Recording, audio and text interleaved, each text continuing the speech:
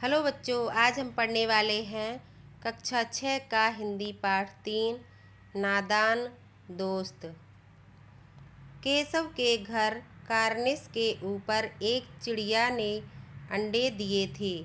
केशव और उसकी बहन श्यामा दोनों बड़े ध्यान से चिड़िया को वहाँ आते जाते देखा करते। सवेरे दोनों आंखें मलते कार्निस के सामने पहुँच जाते और चिड़ा और चिड़िया दोनों को वहाँ बैठा पाते।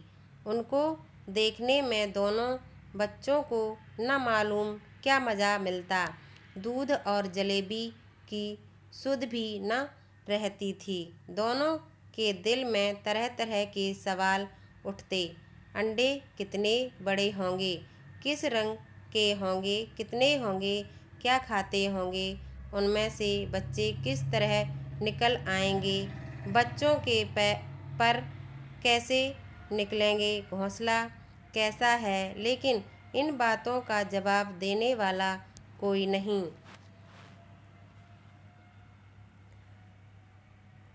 न अम्मा को घर के काम धंधों से फुर्सत थी, न बाबूजी को पढ़ने लिखने से। दोनों बच्चे आपस ही में सवाल जवाब करके अपने दिल को तसल्ली दे लिया करते थे। श्यामा कहती, क्यों भैया, बच्चे निकल कर फुर से उड़ जाएंगे। केशव विद्वानों जैसे गर्व से कहता, नहीं री पगली, पहले पर निकलेंगे, बगैर परों के बेचारे कैसे उड़ेंगे। श्यामा, बच्चों को क्या खिलाएगी बेचारी। केशव इस पेचीदा सवाल का जवाब कुछ न दे सकता था। इस तरह 3-4 दिन गुजर गए। दोनों बच्चों की जिज्ञासा दिन दिन बढ़ती जाती थी। अंडों को देखने के लिए वे अधीर हो उठते थे। उन्होंने अनुमान लगाया कि अब जरूर बच्चे निकल आए होंगे। बच्चों के चारे का सवाल अब उनके सामने आ खड़ा हुआ। चिड़िया बेचारी इतना दाना कहाँ पाएगी कि सारे बच्चों का पेट भरे। गरीब बच्चे भूख के मारे चूं चूं करके मर जाएंगे। इस मुसीबत का अंदाजा करके दोनों घबरा उठे। दोनों ने फैसला किया कि कार्निस पर थोड़ा सा दाना रख दिया जाए। श्यामा खुश होकर बोली, अब तब तो चिड़िया को चारे के लिए कहीं उड़कर न जाना पड़ेगा ना। केशव, नहीं, तब क्यों जाएंगी। श्यामा, क्यों भैया, बच्चों को धूप न लगती होगी। केशव का ध्यान इस तकलीफ की तरफ न गया था। बोला, जरूर तकलीफ हो रही होगी, बेचारे प्यास के मारे तड़पते होंगे, ऊपर छाया भी तो कोई नहीं। आखिर यही फैसला हुआ कि घोंसले के ऊपर कपड़े की छत बना देनी चाहिए। पानी की प्याली और थोड़े से चावल रख देने का प्रस्ताव भी स्वीकृत हो गया। दोनों बच्चे बड़े चाव से काम करने लगे। श्यामा माँ की आँख बचाकर मटके से चावल निकाल लाई। केशव ने पत्थर की प्याली का तेल चुपके से जमीन पर गिरा दिया और उसे खूब साफ करके उसमें पानी भरा। अब चांदनी के लिए कपड़ा कहाँ से आए। फिर ऊपर बगैर छड़ियों के कपड़ा ठहरेगा कैसे, और छड़ियाँ खड़ी होंगी कैसे। केशव बड़ी देर तक इसी उधेड़-बुन में रहा। आखिरकार उसने यह मुश्किल भी हल कर दी। श्यामा से बोला, जाकर कूड़ा फेंकने वाली टोकरी उठा लाओ, अम्मा जी को मत दिखाना। श्यामा, वह तो बीच से फटी हुई है, उसमें से धूप न जाएगी। केशव ने झुंझलाकर कहा, तू टोकरी तो ला, मैं उसका सुराख बंद करने की कोई हिकमत निकालूंगा।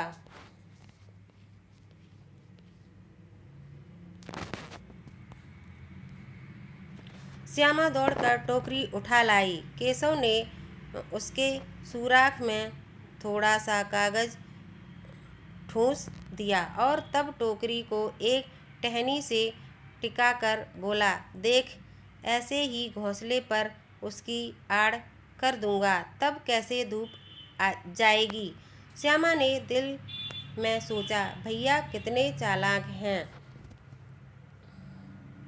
गर्मी के दिन थे। बाबूजी दफ्तर गए हुए थे। अम्मा दोनों बच्चों को कमरे में सुलाकर खुद सो गई थीं, लेकिन बच्चों की आंखों में आज नींद कहाँ। अम्मा जी को बहलाने के लिए दोनों दम रोके आंखें बंद किए मौके का इंतजार कर रहे थे। जो ही मालूम हुआ कि अम्मा जी अच्छी तरह से सो गईं, दोनों चुपके से उठे और बहुत धीरे से दरवाजे की सिटकनी खोलकर बाहर निकल आए। अंडों की हिफाजत की तैयारियां होने लगीं। केशव कमरे से एक स्टूल उठा लाया, लेकिन जब उससे काम न चला तो नहाने की चौकी लाकर स्टूल के नीचे रखी और डरते डरते स्टूल पर चढ़ा। श्यामा दोनों हाथों से स्टूल पकड़े हुए थी। टांगें बराबर न होने के कारण जिस तरफ ज़्यादा दबाव पाता था, जरा सा हिल जाता था। उस वक्त केशव को कितनी तकलीफ उठानी पड़ती थी, यह उसी का दिल जानता था। दोनों हाथों से कार्निश पकड़ लेता और श्यामा को दबी आवाज़ से डांटता, अच्छी तरह पकड़, वरना उतर कर बहुत मारूंगा।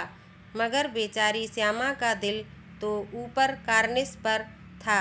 बार बार उसका ध्यान उधर चला जाता और हाथ ढीले पड़ जाते। केशव ने ज्यों ही कार्निश पर हाथ रखा, दोनों चिड़ियाँ उड़ गईं। केशव ने देखा, कार्निश पर थोड़े तिनके बिछे हुए हैं और उन पर 3 अंडे पड़े हैं, जैसे घोंसले उसने पेड़ों पर देखे थे, वैसा कोई घोंसला नहीं है। श्यामा ने नीचे से पूछा, कै बच्चे हैं भैया? केशव, 3 अंडे हैं, अभी बच्चे नहीं निकले। श्यामा, जरा हमें दिखा दो भैया, कितने बड़े हैं।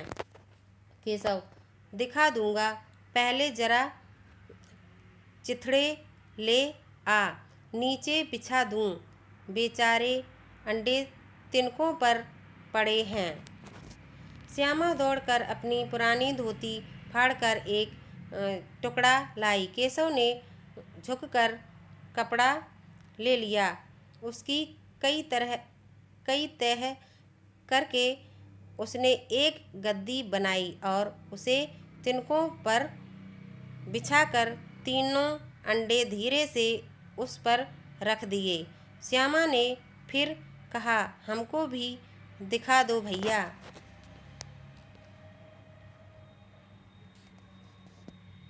केशव, दिखा दूंगा, पहले जरा वह टोकरी तो दे दो, ऊपर छाया कर दूं। श्यामा ने टोकरी नीचे से थमा दी और बोली, अब तुम उतर आओ, मैं भी तो देखूं। केशव ने टोकरी को एक टहनी से टिकाकर कहा, जा दाना और पानी की प्याली ले आ, मैं उतर आऊं तो तुझे दिखा दूंगा। श्यामा प्याली और चावल भी लाई। केशव ने टोकरी के नीचे दोनों चीज़ें रख दीं और आहिस्ता से उतर आया। श्यामा ने गिड़गिड़ाकर कहा, अब हमको भी चढ़ा दो भैया। केशव, तू गिर पड़ेगी। श्यामा, न गिरूंगी भैया, तुम नीचे से पकड़े रहना। केशव, न भैया, कहीं तू गिरा पड़ी तो अम्मा जी मेरी चटनी ही कर डालेंगी, कहेंगी कि तूने ही चढ़ाया था। क्या करेगी देखकर। अब अंडे बड़े आराम से हैं, जब बच्चे निकलेंगे तो उनको पालेंगे। दोनों चिड़ियाँ बार बार कार्निस पर आती थीं और बगैर बैठे ही उड़ जाती थीं। केशव ने सोचा, हम लोगों के डर से नहीं बैठती। स्टूल उठाकर कमरे में रख आया। चौकी जहाँ की थी वहाँ रख दी। श्यामा ने आंखों में आंसू भरकर कहा, तुमने मुझे नहीं दिखाया, मैं अम्मा जी से कह दूंगी। केशव, अम्मा जी से कहेगी तो बहुत मारूंगा, कहे देता हूँ। श्यामा, तो तुमने मुझे दिखाया क्यों नहीं। केशव, और गिर पड़ती तो चार सर न हो जाते। श्यामा, हो जाते, देख लेना, मैं कह दूंगी। इतने में कोठरी का दरवाज़ा खुला और माँ ने धूप से आँखों को बचाते हुए कहा, तुम दोनों बाहर कब निकल आए। मैंने कहा न था कि दोपहर को न निकलना। किसने किवाड़ खोला। किवाड़ केशव ने खोला था, लेकिन श्यामा ने माँ से यह बात नहीं कही। उसे डर लगा कि भैया पिट जाएंगे।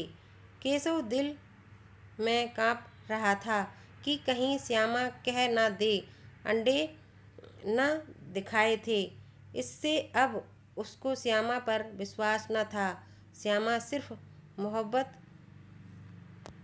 के मारे चुप थी, या इस कसूर में हिस्सेदार होने की वजह से इसका फैसला नहीं किया जा सकता।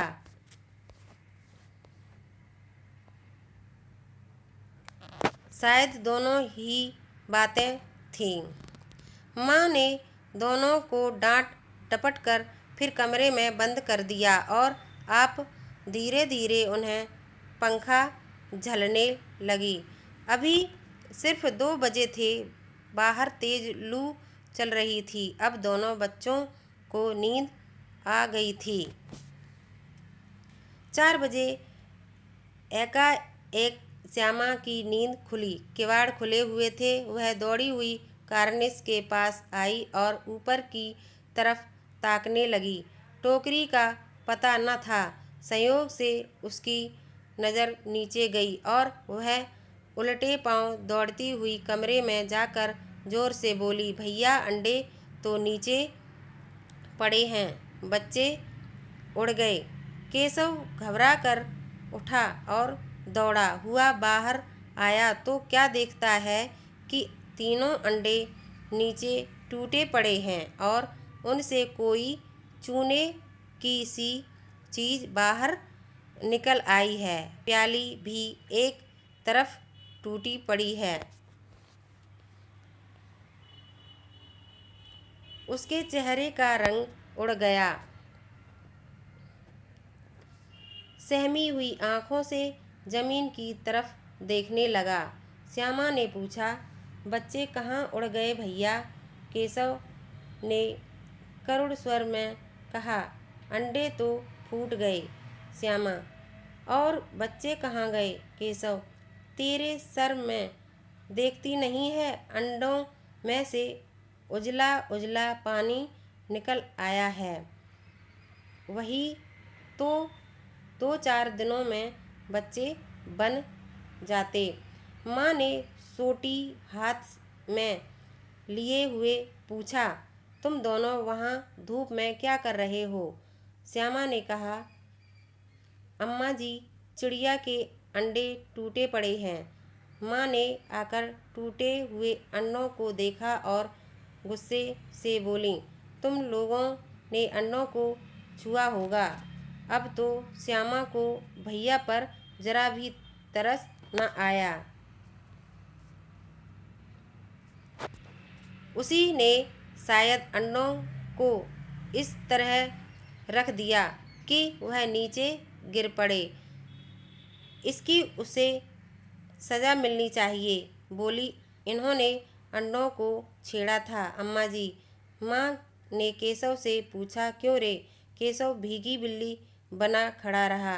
माँ, तू वहाँ पहुँचा कैसे? श्यामा, चौकी पर स्टूल रख कर चढ़े अम्मा जी। तो कहा था माँ, तू इतना बड़ा हुआ, तुझे अभी इतना भी नहीं मालूम कि छूने से चिड़ियों के अंडे जाते हैं। चिड़िया फिर उन्हें नहीं सेती। श्यामा ने डरते डरते पूछा, तो क्या चिड़िया ने अंडे गिरा दिए हैं अम्मा जी? माँ और क्या करती? केशव के सिर इसका पाप चढ़ेगा। हाय हाय, 3 जानें ले ली दुष्ट ने। केशव रोनी सूरत बनाकर बोला, मैंने तो सिर्फ अंडों को गद्दी पर रख दिया था अम्मा जी। माँ को हंसी आ गई, मगर केशव को कई दिनों तक अपनी गलती पर अफसोस होता रहा। अंडों की हिफाजत करने के जोग में उसने उनका सत्यानाश कर डाला। इसे याद कर वह कभी कभी रो पड़ता था। दोनों चिड़ियाँ वहाँ फिर न दिखाई दीं। थैंक यू बच्चों।